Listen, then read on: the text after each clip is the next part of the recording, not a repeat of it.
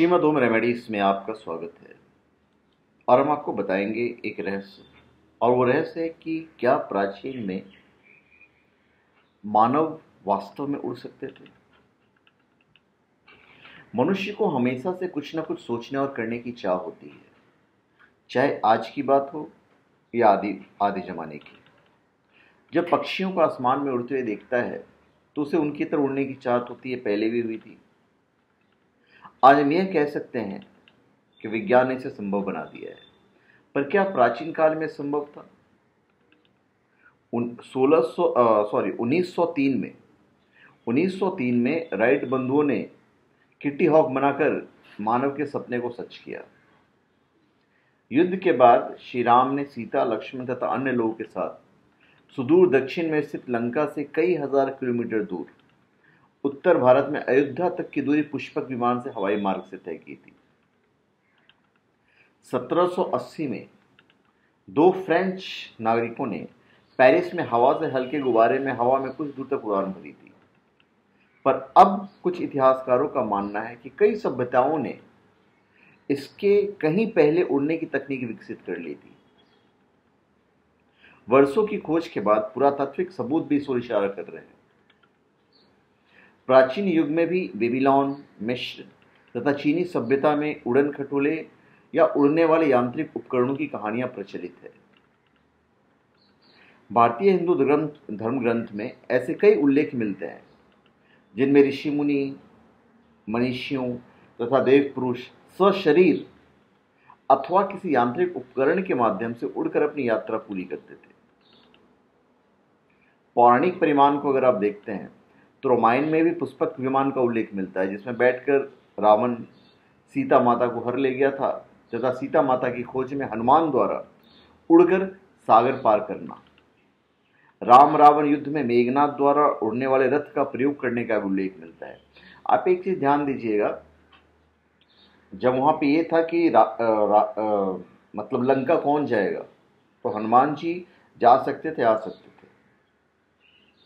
अंगद भी जा सकता था पर वो नहीं गया। जामवंत में ये था कि वो जा सकते थे पर वापस नहीं आ सकते थे। इस तरह की सारी घटनाएं थी। तो ऐसी मान्यता है कि युद्ध के बाद श्री राम ने सीता, लक्ष्मण तथा अन्य लोगों के साथ सुदूर दक्षिण में स्थित लंका से कई हजार किलोमीटर दूर उत्तर भारत में अयोध्या तक की दूरी पुष्पक विमान से हवाई मार्ग से तय की थी। पुष्पक विमान रावण ने अपने भाई कुबेर से बलपूर्वक हासिल किया था। वहां भी एक थोड़ा सा वो था कि अगर वहां पे टाइम पे नहीं पहुंचते भगवान श्री राम तो अपना दाह कर लेते हो भरत। सबसे महत्वपूर्ण है 4वीं शताब्दी ईसा पूर्व में महर्षि भारद्वाज द्वारा लिखित वैमानिक शास्त्र, जिसमें एक उड़ने वाले यंत्र विमान के कई प्रकार का वर्णन किया गया था तथा हवाई युद्ध के कई नियम और प्रकार बताए गए हैं। गोधा ऐसा विमान था जो अदृश्य हो सकता था, परोक्ष दुश्मन के विमान को पंगु कर सकता था। प्रलय एक प्रकार की विद्युत ऊर्जा का शस्त्र था जिससे विमान चालक भयंकर तबाही मचा सकता था। जलद रूप एक ऐसा विमान था जो देखने में बादल की भांति दिखता था। 1898 में मिस्र के सकारा में एक मकबरे से 6 इंच लंबा लकड़ी का बना ग्लाइडर जैसा दिखने वाला एक मॉडल मिला, जो संभवतः 200 ईसा पूर्व में बना होगा।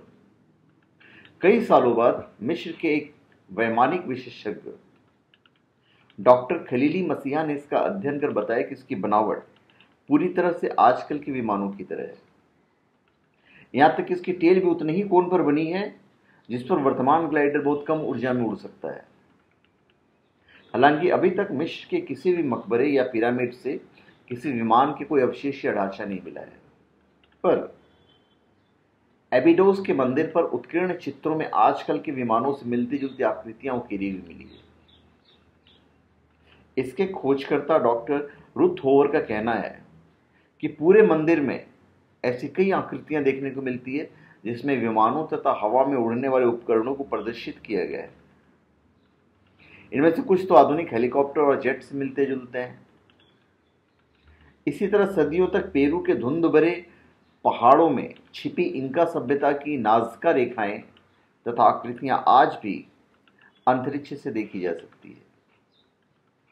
लैटिन अमेरिका भूमि के समतल और रेतीले पठार पर बनी मीलों लंबी रेखाएं ज्यामिति का एक अनुपम उदाहरण है।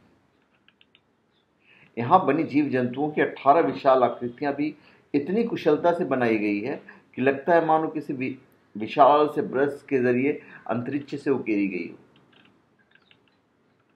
आज भी इंका सभ्यता के खंडरों और पिरामिडों के भित्ति चित्रों में मनुष्यों के पंख दर्शाए गए हैं।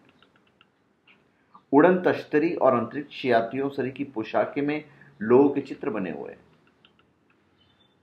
इसके अलावा मध्य अमेरिका से मिले पुरातात्विक अवशेषों में धातु की बनी आकृतियां बिल्कुल आधुनिक विमानों से मिलती है।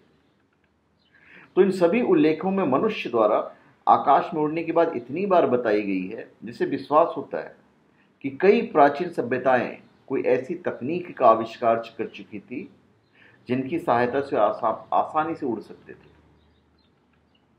पुराणों, अभिलेखों, भित्ति चित्रों, प्राचीन वस्तुओं तथा प्राचीन लेखों को इतिहास जानने और अत्यंत महत्वपूर्ण और प्रमाणिक जरिया माना जाता है। तो प्राचीन काल में किसी सभ्यता के पास उड़ने की तकनीक रही हो जो कालांतर में कहीं लुप्त हो गई हो। तो धन्यवाद। आप हमारे चैनल पर सब्सक्राइब करें और अपने कमेंट दीजिए। धन्यवाद।